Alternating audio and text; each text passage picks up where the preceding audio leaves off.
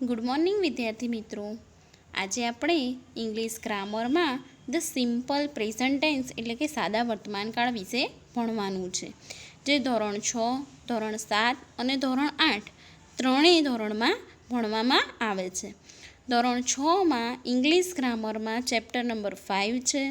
ધોરણ 7ની અંદર chapter number 2 અને ધોરણ 8ની અંદર પણ ચેપ્ટર નંબર 2 છે. હવે ટાઇટલ છે the simple present tense. Simple એટલે કે સાદો, પ્રેઝન્ટ એટલે કે વર્તમાન અને ટેન્સ એટલે કે કાળ. આપણે જે ચેપ્ટર ભણવાનું છે તેનું નામ છે સાદો વર્તમાન કાળ.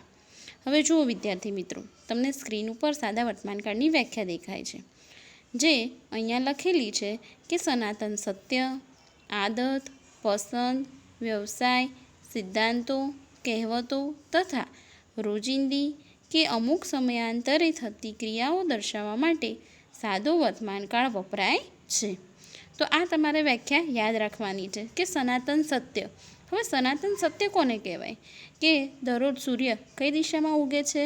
પૂર્વ દિશામાં. તો અને આથમે છે કઈ દિશામાં? તો પશ્ચિમ દિશામાં.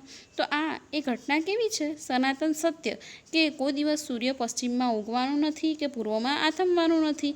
તો આને કહેવાય સનાતન સત્ય ઘટના. એના પછી છે આદત.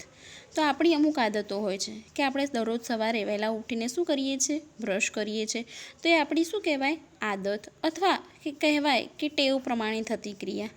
પછી પસંદ, વ્યવસાય, સિદ્ધાંતો, કહેવતો તથા રોજિંદી કે અમુક સમયના અંતરે થતી ક્રિયાઓ દર્શાવવા માટે આપણે શેનો ઉપયોગ કરીએ છીએ?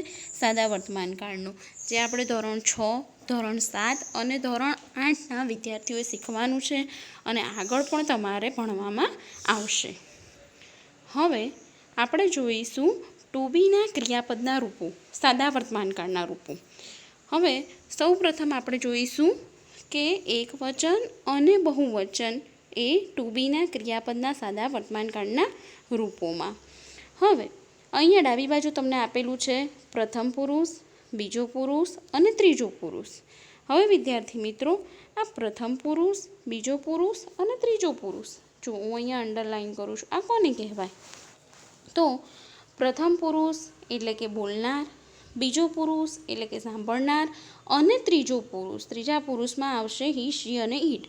ત્રીજો પુરુષ એટલે કે પ્રથમ પુરુષ અને બીજા પુરુષ સિવાયનું, જેને કહેવાશે ત્રીજો પુરુષ. હવે વિદ્યાર્થી મિત્રો, આપણે જોઈશું સાદા વર્તમાનકાળના રૂપો. ક્રિયાપદના રૂપોમાં આઈ. હવે અહીંયા આપેલું છે પ્રથમ પુરુષ આઈ, તો આઈની જોડે આપણે શીખી ગયા કે શું મૂકીએ છીએ? એમ. તો આઈ એમ એ રીતે વંચાય. બીજો પુરુષ છે યુ, તો એની જોડે શું આવશે? આર.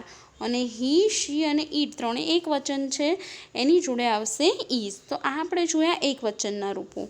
હવે પ્રથમ પુરુષ, બીજો પુરુષ અને ત્રીજો પુરુષના બહુવચનના રૂપો જોઈશું કે વી. તો વીની જોડે શું આવશે સાદા વર્તમાનકાળમાં? આર. યુની જોડે એક વચન હોય કે બહુવચન હોય, પણ બંનેની જોડે આવશે શું? આર. અને ધેની જોડે ક્રિયાપદનું રૂપ કયું આવશે? તો આર. કેમ? કારણ કે અહીંયા બહુવચન આપેલું છે તે, એટલે ધે, હી, શી અને ઈટનું બહુવચન શું થશે? ધે થશે. તો આ છે ટુ બીના ક્રિયાપદના સાદા વર્તમાનકાળના રૂપો.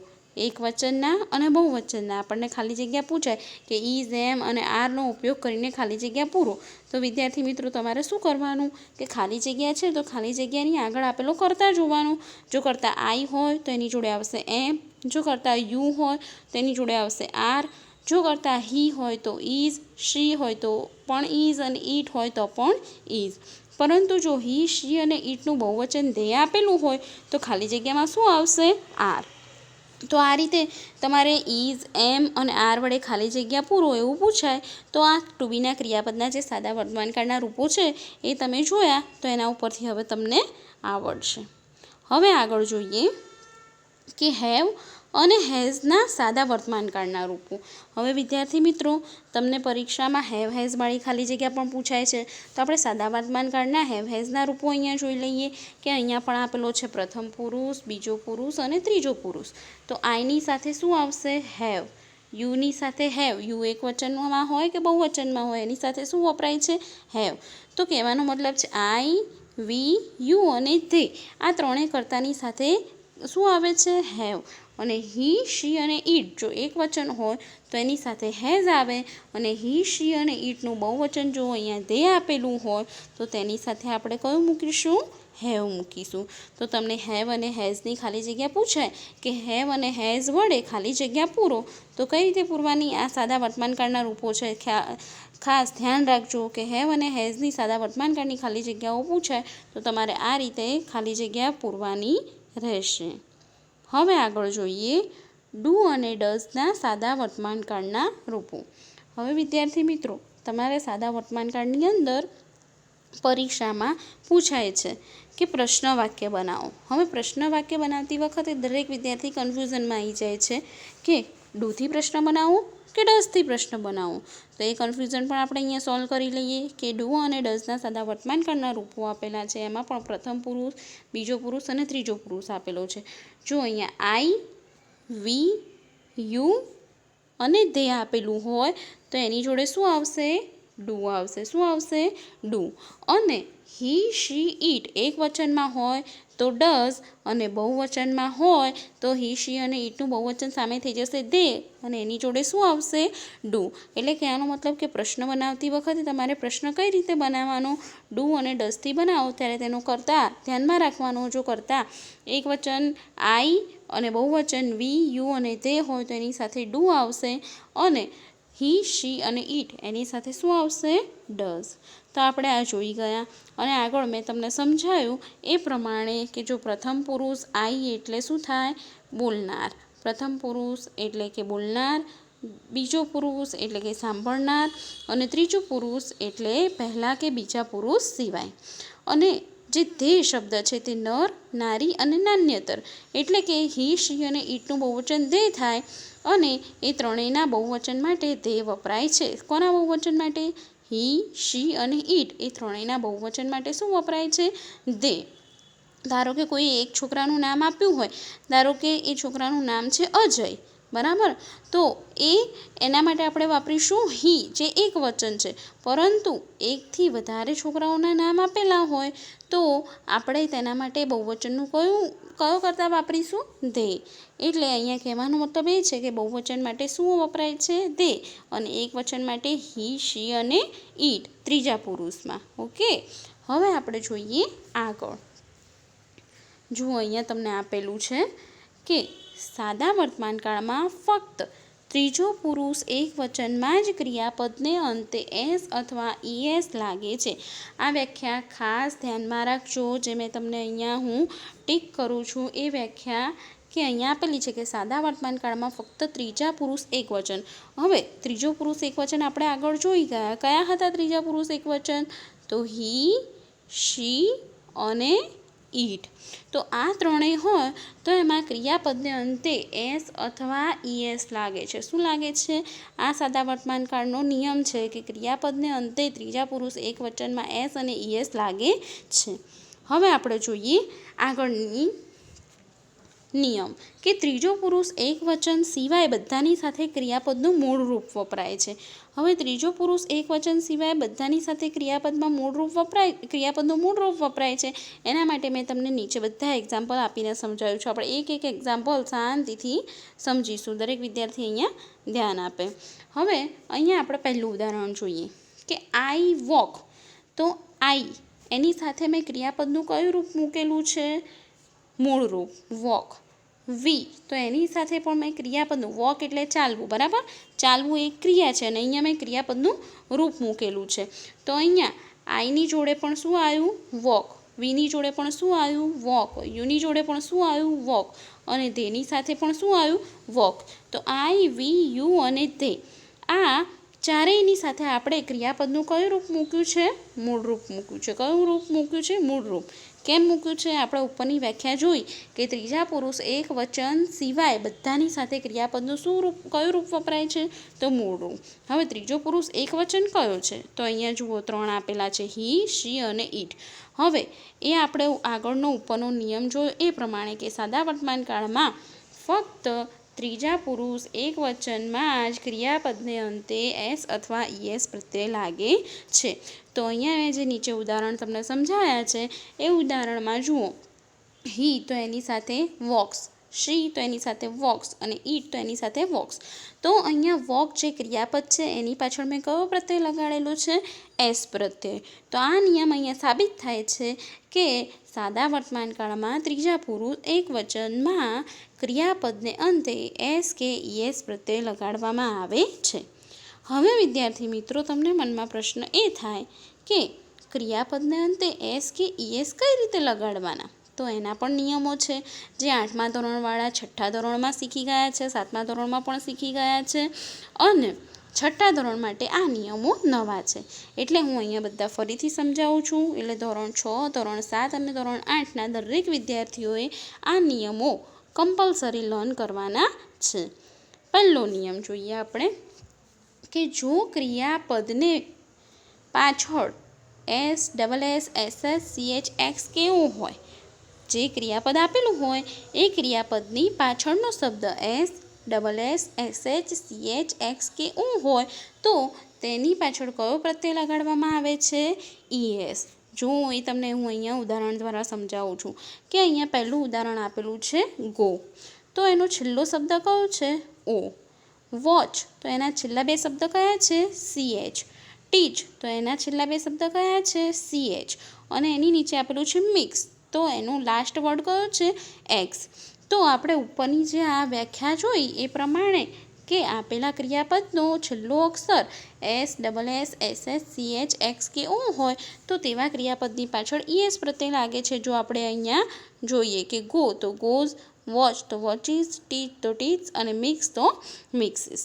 તો આ પ્રમાણે આપણે કયો પ્રત્યય લગાડ્યો અહીંયા? ઈએસ પ્રત્યય.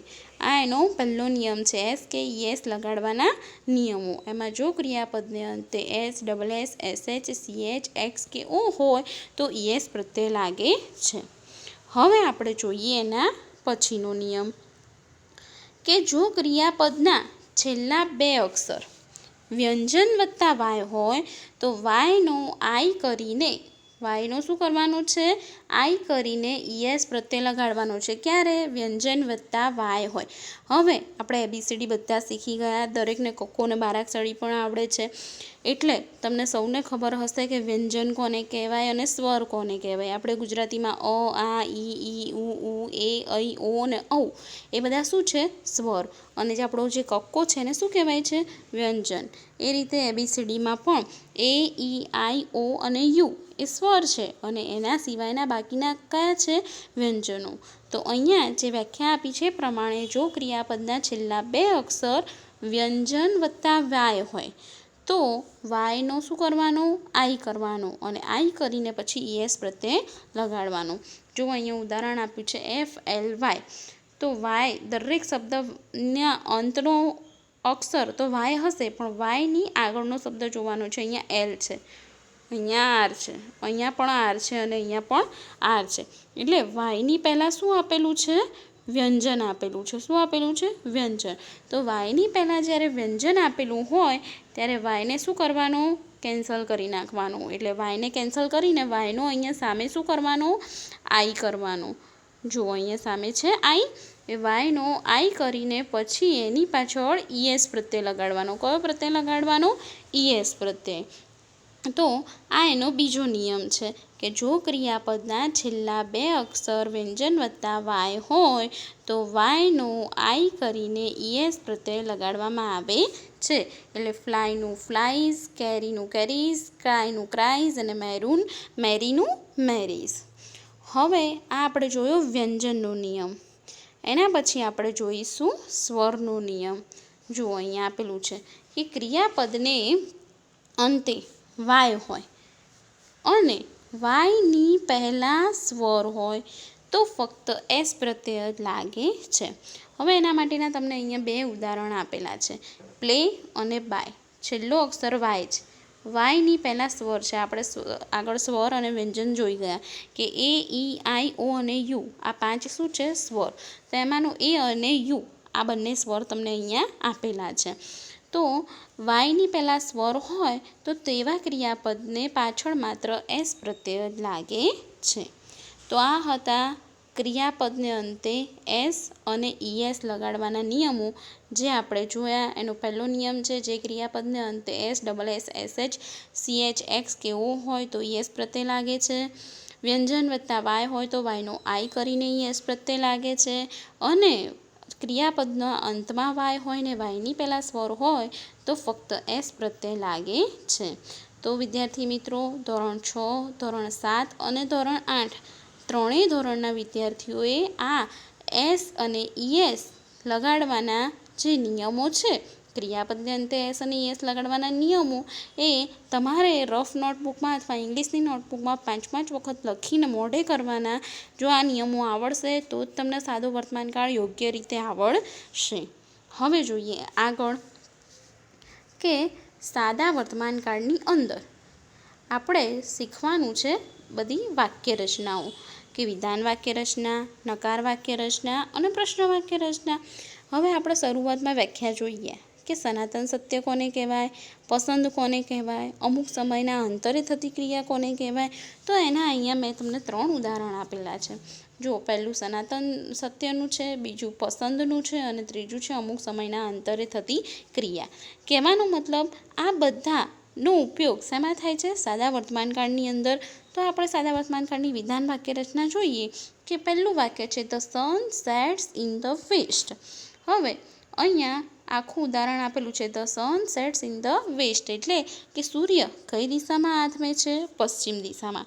ઉગે છે કઈ દિશામાં? પૂર્વ દિશામાં. તો એનું અહીંયા મેં એક ઉદાહરણ લીધું છે કે the sun sets in the west, એટલે કે સૂર્ય પશ્ચિમ દિશામાં આથમે છે.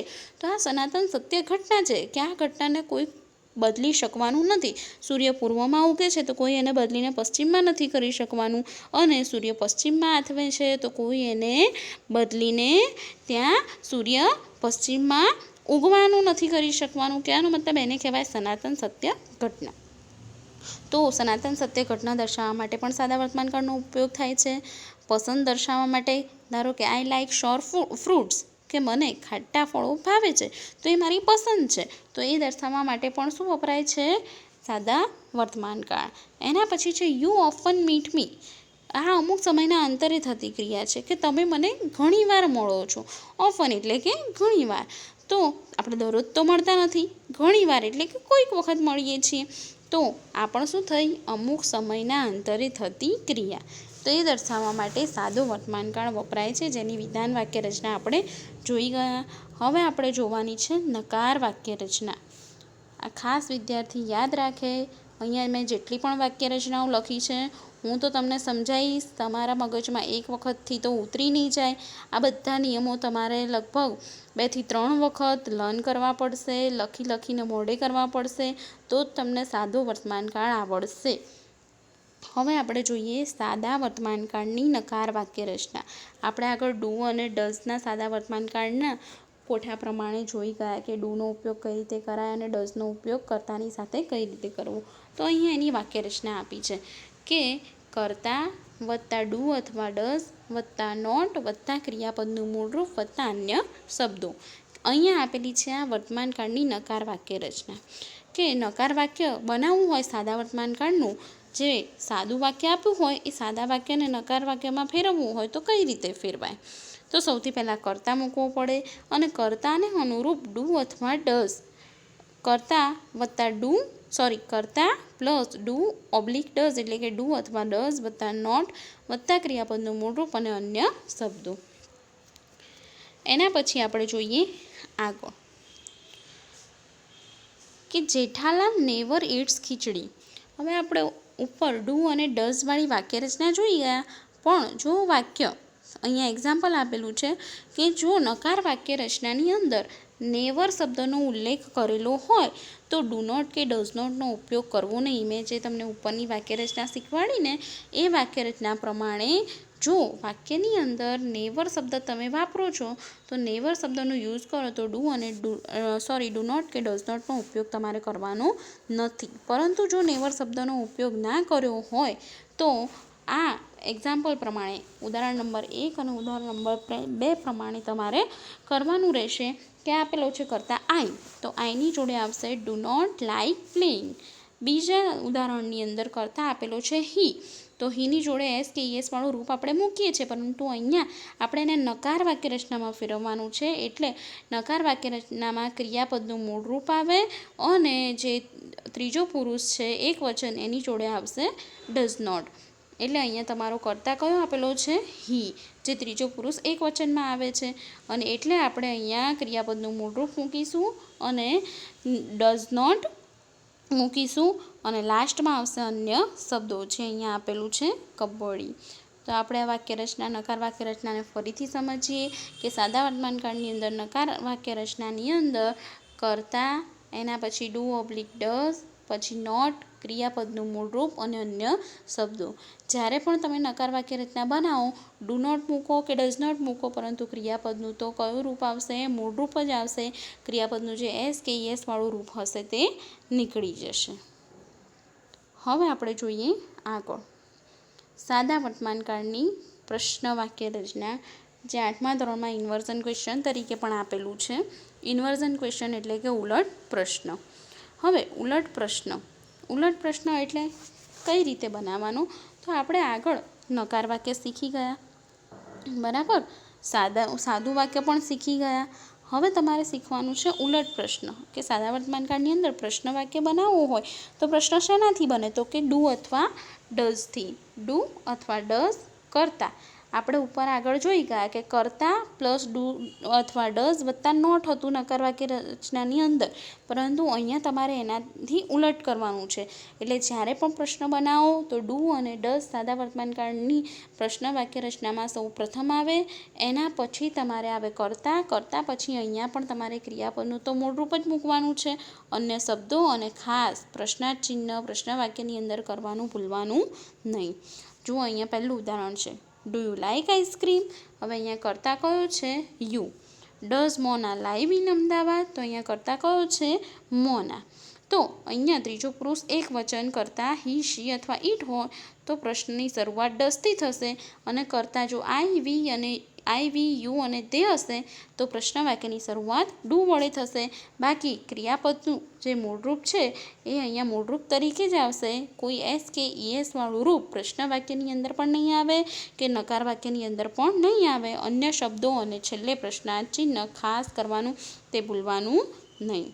તો આ આપણે જોઈએ સાદા વર્તમાનકાળની પ્રશ્ન વાક્ય રચના.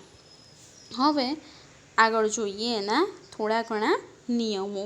મેં ખાસ વિદ્યાર્થી મિત્રો તમારા માટે આ નિયમો અહીંયા એટલે લખ્યા છે કે હું બોલું અને કદાચ તમને યાદ ના રહે તો તમારે આ નિયમો અહીંયાથી વાંચીને પણ લર્ન કરવાના છે કે સાદા વર્તમાનકાળના પ્રશ્ન વાક્યમાં ડુ કે ડઝને કર્તાની પહેલાં મૂકવામાં આવે છે અને કર્તાની પાછળ ક્રિયાપદનું મૂળ રૂપ મૂકવામાં આવે છે. ખાસ મૂળ રૂપ યાદ રાખવાનું. એના પછી આગળ બીજો નિયમ, જો કરતા આઈ, વી, યુ, તે કે બહુવચન આવે ત્યારે ક્રિયાપદ તરીકે ડુ વત્તા કર્તા વત્તા મૂળરૂપ મૂકવામાં આવે છે. મેં તમને આગળ સમજાવ્યું એ પ્રમાણે જો કરતા આઈ, વી, યુ અને તે હોય અથવા બહુવચન જેને કહેવાય તે હોય તો ક્રિયાપદ તરીકે ડુ વત્તા કર્તા વત્તા ક્રિયાપદનું મૂળરૂપ મૂકવામાં આવે છે. અને જો કરતા હી, શી, ઇટ એટલે કે ત્રીજો પુરુષ એક વચન હોય તો ક્રિયાપદ તરીકે ડઝ વત્તા કર્તા અને એનું અહીંયા મૂળરૂપ મૂકવામાં આવે છે.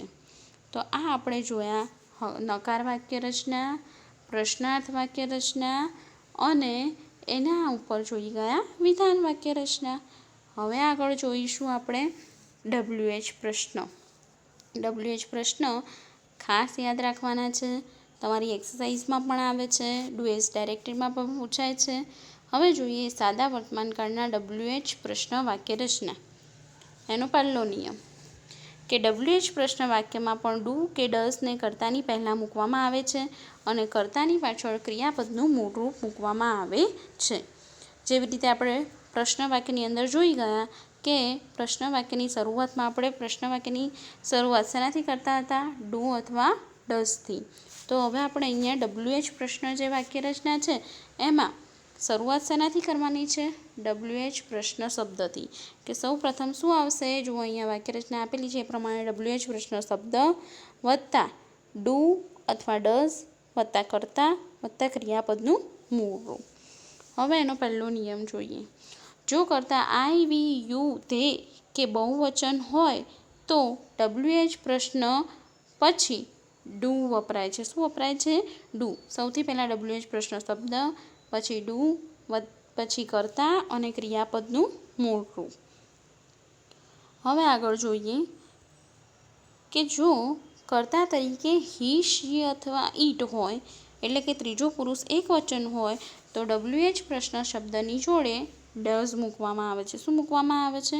ડઝ, પછી કર્તા અને ક્રિયાપદનું મૂળ રૂપ. કહેવાનો મતલબ જ્યાં પણ ડુ અને ડઝ આવે છે ત્યાં ક્રિયાપદનું કયું રૂપ થઈ જાય છે? મૂળ રૂપ થઈ જાય છે. બરાબર? એટલે એ ખાસ ભૂલવાનું નહીં. હવે આપણે જોઈએ તેના ઉદાહરણો. ફર્સ્ટ એક્ઝામ્પલ આપેલું છે. પહેલું ઉદાહરણ મેં અહીંયા હુથી લીધેલું છે, બીજું વેનથી લીધેલું છે અને ત્રીજું વેરથી લીધેલું છે.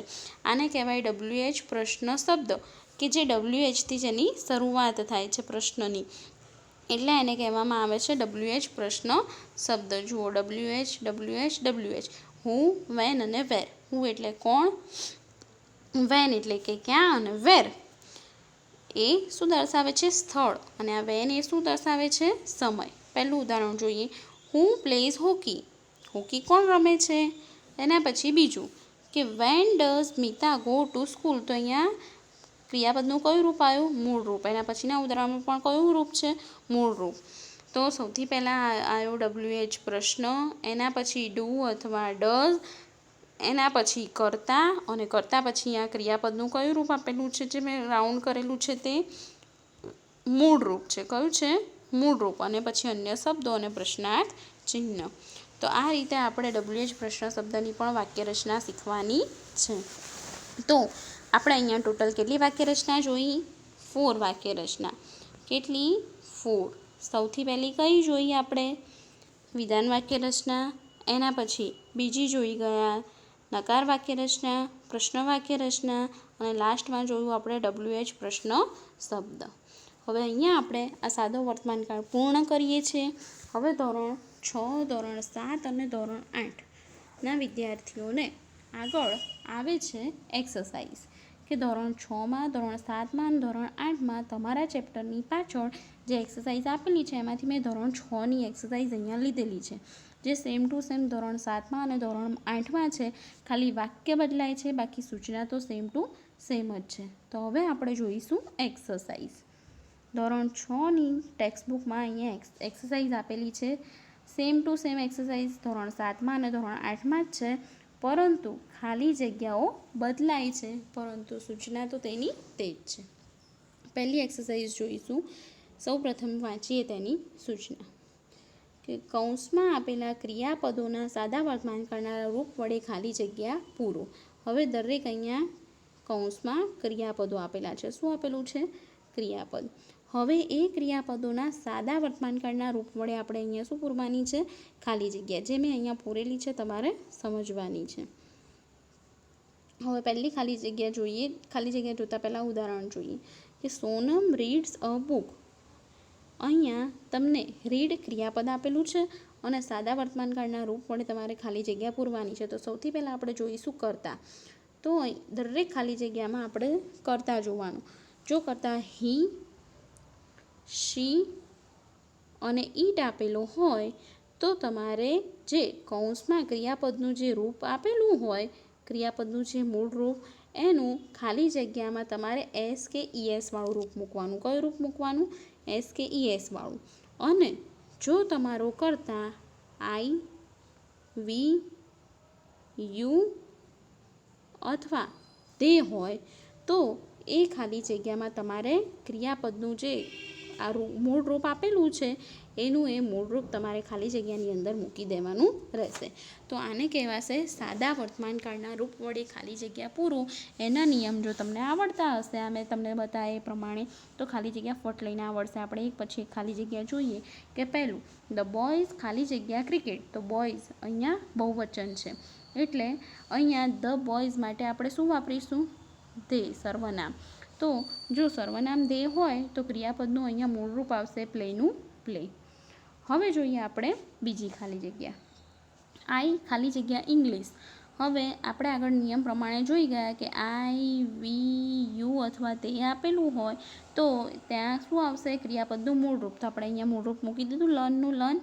હવે જોઈએ ત્રીજી ખાલી જગ્યા કે આનંદ ખાલી જગ્યા ટુ સ્કૂલ. મૂળરૂપ શું આપેલું છે? ગો. આનંદ એક વચન છે, એના માટે વપરાશે બોય છે એટલે એના માટે વપરાય હી. તો હીની જોડે અહીંયા ક્રિયાપદનું SKES વાળું રૂપ આપણે શું મૂક્યું? GOES Gauss. એના પછી છે અમિત એન્ડ નેહા. નામ બે છે એટલે એ બહુવચન થઈ જશે તો ક્રિયાપદનું મૂળરૂપ મૂકીશું કમનું કમ. અહીંયા યુ આપેલું છે તો યુની જોડે પણ ક્રિયાપદનું કયું રૂપ આવશે? મૂળરૂપ. વી આપેલું હોય તો પણ ક્રિયાપદનું કયું રૂપ આવશે? મૂળરૂપ. એના પછી આગળ જોઈએ સાતમી ખાલી જગ્યા બર્ડ. બર્ડ તો હી, શી અને ઈટ. તો બર્ડ માટે શું વપરાશે? ઈટ. તો એની જોડે પણ આવશે ક્રિયાપદનું SKES વાળું રૂપ. અહીંયા પેલો નિયમ લાગુ પડે છે કે જો છેલ્લો અક્ષર વાય હોય તો વાયનો આઈ કરીને ES પ્રત્યે લગાડવામાં આવે છે. તો એ નિયમ પ્રમાણે અહીંયા આપણે એ ખાલી જગ્યા સાદા વર્તમાન કાળની પૂરીશું. એના પછી આપેલું છે ધ કાઉ. તો એના માટે સર્વનામ વપરાશે ઈટ. અને અહીંયા આપેલું છે EAT. ઈટ એટલે ખાવું, બરાબર. તો ધ કાઉ ખાલી જગ્યા ગ્રાસ. તો ગાય શું ખાય છે? ઘાસ ખાય છે. તો અહીંયા ધ કાઉ માટે સર્વનામ વપરાશે IT. ઈટ એક વચન છે એટલે પણ અહીંયા ક્રિયાપદનું SKES વાળું રૂપ આવશે. મધર નામ એક વચન છે એટલે પણ ક્રિયાપદનું SKES વાળું રૂપ. ધ ટીચર તો એક વચન છે એટલે પણ ક્રિયાપદનું SKES વાળું રૂપ. જો છેલ્લો શબ્દ કયો છે? CH એટલે કયો પ્રત્યય લગાડ્યો આપણે? ES પ્રત્યય. એના પછી સનાતન સત્ય ઘટના ધ સન ખાલી જગ્યા in the east. The sun rise. રાઇઝનું રાઇઝિસ થઈ જશે. રાઇઝિસ ઇન ધ ઈસ્ટ એટલે કે પૂર્વમાં ઉગે છે. પછી અહીંયા વી બહુવચન આપ્યું છે અને આઈની જોડે આપણે આગળ શીખી ગયા હેવ અને હેઝના નિયમો કે આઈની જોડે શું આવશે?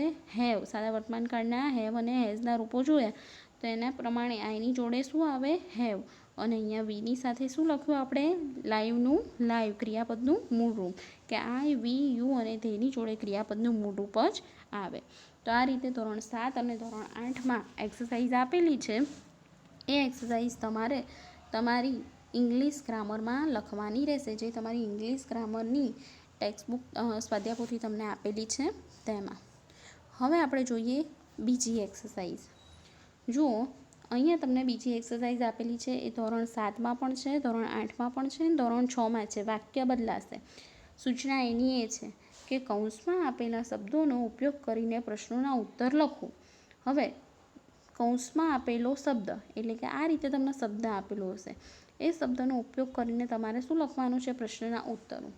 પહેલો પ્રશ્ન આપ્યો છે વોટ ડઝ નીતિન રાઇટ. ઉદાહરણમાં આપેલું છે કે વોટ ડઝ નીતિન રાઇટ કે નીતિન શું લખે છે? તો અહીંયા તમને શું આપેલું છે કૌંસમાં? પોયમ. કયો શબ્દ આપેલો છે? પોયમ. તો હવે સૌથી પહેલાં આપણે કર્તા જોઈશું. જો કર્તા એક વચન છે, પ્રશ્ન ડઝથી બનાવેલો છે તો આપણે સૌથી પહેલાં જવાબ લખતી વખતે લખીશું કર્તા નીતિન. પ્રશ્ન ડઝથી છે તો અહીંયા રાઇટ જે ક્રિયાપદનું મૂળ રૂપ છે તો જવાબ આપતી વખતે ડુ અથવા ડઝ નીકળી જાય અને ક્રિયાપદનું મૂળ રૂપ છે એમાં જોવાનું કે ડઝ વડે પ્રશ્ન હોય તો ક્રિયાપદનું SKES વાળું રૂપ થાય તો આવશે રાઇટનું રાઇટ્સ. અને શું લખે છે? તો પોયમ. તો અહીંયા આવશે પોયમ. હવે જોઈએ પહેલું વાક્ય. હુ ઓપન્સ ધ ડોર. હવે કૌંસમાં આપેલું છે મોહિત. તો જ્યારે હુથી પ્રશ્ન પૂછેલો હોય ત્યારે સિમ્પલ ને સોબર હુની જગ્યાએ તમારે કૌંસમાં આપેલો શબ્દ એટલે કે નામ લખી દેવાનું, બાકીનું આખું વાક્ય એમનું એમ અને પ્રશ્નાર્થ ચિહ્ન કાઢીને અહીંયા પૂર્ણ વિરામ લગાવવાનું. એના પછી જોઈએ સેન્ટેન્સ નંબર 2 કે when do the boys play. હવે ધ બોયઝ બહુવચન આપેલું છે એટલે અહીંયા ડુનો ઉલ્લેખ કરેલો છે પ્રશ્ન વાક્યમાં. જવાબ અહીંયા આપેલો છે in the morning. When do the boys play કે બોયઝ એટલે કે બાળકો ક્યારે રમતા હતા, કયા સમયે રમતા હતા. તો સૌથી પહેલાં કરતા લખીશું અહીંયા ધ બોયઝ. એના પછી ક્રિયા અહીંયા પ્લે રમવાની ક્રિયા છે તો એનું પ્લેનું પ્લે જ આવશે. કેમ? કારણ કે બોયઝ બહુવચન છે એટલે ક્રિયાપદનું મૂળરૂપ આવશે. The boys play. જવાબ શું આપેલો છે? In the morning. તો એ પ્રમાણે તમારે અહીંયા જવાબ લખવાનો રહેશે. હવે જોઈએ ત્રીજું sentence. Which dress does Kavita like. Which dress does Kavita like. Kavita નામ આપેલું છે, એક વચન છે, બરાબર. એક વચન નામ છે એટલે પ્રશ્ન અહીંયા શેના વડે કરેલો છે? ડઝ વડે. અને અહીંયા શું આપેલું છે? ક્રિયાપદનું મૂળરૂપ. દરેક પ્રશ્નની અંદર ક્રિયાપદનું મૂળરૂપ હોય, પરંતુ એ પ્રશ્નનો જ્યારે તમે ઉત્તર આપો ત્યારે તમારે ડુ અને ડઝ પ્રમાણે ક્રિયાપદનું રૂપ મૂકવાનું રહે. જો પ્રશ્ન ડુથી બનાવેલો હોય તો ક્રિયાપદનું મૂળરૂપ આવે, અને જો પ્રશ્ન ડઝથી બનાવેલો હોય તો ક્રિયાપદનું એસ કે ઈએસ વાળું રૂપ જવાબ આપતી વખતે આવે. તો હવે આપણે અહીંયા જોઈશું આ ત્રીજું વાક્ય, કે અહીંયા જે આપેલું છે કે which dress does Kavita like. તો સૌથી પહેલાં જવાબ આપતી વખતે આવશે કરતા, કવિતા, એના પછી લાઈક. તો લાઈકનું એસ કે ઈએસ વાળું રૂપ અહીંયા શું લખીશું? લાઇક્સ. કેમ? કારણ કે પ્રશ્ન શેનાથી પૂછેલો છે? ડઝ વડે, એટલે લાઈકનું લાઇક્સ થશે. કવિતા લાઇક્સ, કૌંસમાં જવાબ શું આપેલું છે? Blue dress. હવે જોઈએ એના પછીનું, where do the ships sail. જવાબ આપેલો છે on the seas. Ships sail એટલે કે ક્યાં સેલ કરે છે? તો અહીંયા એનો જવાબ આવશે ધ શિપ્સ. સૌથી પહેલાં આપણે શું લખીશું? કરતા, કે ધ શિપ્સ, એના પછી પ્રશ્ન ડુ વડે છે એટલે ક્રિયાપદનું મૂળ રૂપ જ આવશે સેલ. જવાબ આવશે ઓન ધ સીઝ, કે the ships sail on the seas. હવે આગળ બીજી એક્સરસાઇઝ જોઈએ, જે ધોરણ 6, ધોરણ 7 અને ધોરણ 8માં સેમ છે, પરંતુ ધોરણ 8માં અને 7માં અંડરલાઇન વર્ડ્સ થોડા ઘણા વધારે આપેલા છે. સૂચના વાંચીએ. રેખાંકિત શબ્દો ઉત્તરમાં મળે તે રીતે પ્રશ્નાર્થ વાક્ય બનાવો. આપણે આગળની એક્સરસાઇઝમાં જોઈ ગયા કે ત્યાં શું હતું? પ્રશ્ન હતા અને તમારે તેના શું લખવાના હતા? જવાબ. અહીંયા તમને વાક્ય આપેલું છે અને એ વાક્યમાં જે અંડરલાઇન વર્ડ હોય એ વર્ડ માટે તમારે અહીંયા શું બનાવવાનું છે? પ્રશ્નો. તો પહેલું ઉદાહરણ જોઈએ કે Manubhai gets up at 6 o'clock. Underline word કયો છે? At 6 o'clock. 6 o'clock શું દર્શાવે છે? સમય. જ્યારે કોઈ સમય અંડરલાઇન કરેલો હોય તો પ્રશ્ન તમારે શેના વડે કરવાનો? વેન વડે. જે આપણે WH ક્વેશ્ચનની અંદર જોઈ ગયા કે WH ક્વેશ્ચન કઈ રીતે બનાવવાના, તો આ તમારા WH ક્વેશ્ચન જ છે. તો જ્યારે સમય આપેલો હોય ત્યારે તમારે પ્રશ્ન વેન વડે બનાવવાનો, કે when does Manubhai get up. સૌથી પહેલાં WH પ્રશ્ન શબ્દ, પછી ડુ અથવા ડઝ, પછી કરતા, અને પછી ક્રિયાપદનું મૂળ રૂપ, અને લાસ્ટમાં છે ક્વેશ્ચન માર્ક. હવે જોઈએ એક પછી એક વાક્ય. પહેલું વાક્ય આપેલું છે the postman comes at noon. હવે અહીંયા અંડરલાઇન વર્ડ કયો છે? The postman. પોસ્ટમેન એટલે કે અંડરલાઇન વર્ડ કયો છે? કરતા. કરતા અંડરલાઇન કરેલો હોય તો પ્રશ્ન શેના વડે કરવાનો? હુ વડે. તો અંડરલાઇન વર્ડની જગ્યાએ તમારે હુ મૂકી દેવાનું, બાકીનું વાક્ય આખું એમનું એમ. હવે જોઈશું બીજું વાક્ય. વી સેલિબ્રેટ ક્રિસમસ, એટલે કે આપણે ક્રિસમસ ઉજવીએ છીએ. શું ઉજવીએ છીએ? તો એના માટે આપણે પ્રશ્ન શેનાથી બનાવીશું? What. What do we celebrate. હવે અહીંયા વી બહુવચન છે તો એના માટે આપણે અહીંયા શું મૂકીશું? ડુ. છેલ્લે પ્રશ્નાર્થ ચિહ્ન. એના પછી જોઈશું ત્રીજું વાક્ય. The gardener waters the flower plants. Gardener એટલે કે માળી, ફ્લાવર પ્લાન્ટ્સ એટલે કે ફૂલ છોડને પાણી પીવડાવે છે. તો પ્રશ્ન કયો બનશે? કે what does the gardener do, કે માળી શું કરે છે? હવે અહીંયા આપણે પ્રશ્ન WH પ્રશ્ન શબ્દની જોડે શું મૂક્યું? ડઝ. એના પછી કરતા, અને પછી અન્ય શબ્દો અને પ્રશ્નાર્થ ચિહ્ન. હવે જોઈએ આગળનું વાક્ય. ચોથું વાક્ય આપેલું છે મનોજભાઈ ડ્રાઇવ્સ અ કાર. અંડરલાઇન શબ્દ કયો છે? મનોજભાઈ.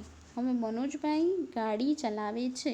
શબ્દ અહીંયા અંડરલાઇન કરેલો છે મનોજભાઈ. કોણ ગાડી ચલાવે છે? તો એના માટે આપણે પ્રશ્ન WH પ્રશ્ન શેનાથી બનાવીશું? હું વડે. બાકીનું આખું વાક્ય એમનું એમ, અને છેલ્લે પ્રશ્નાર્થ ચિહ્ન. જ્યારે પણ હું વડે પ્રશ્ન બનાવવાના હોય ત્યારે એ રીતે જ કરવાનું કે આખું વાક્ય એમનું એમ રાખવાનું, ખાલી કરતાની જગ્યાએ તમારે માત્ર શું મૂકવાનું? હું મૂકવાનું. હવે આગળ જોઈએ WH પ્રશ્ન કેવી રીતે બનાવવાના, તો એની થોડીક માહિતી.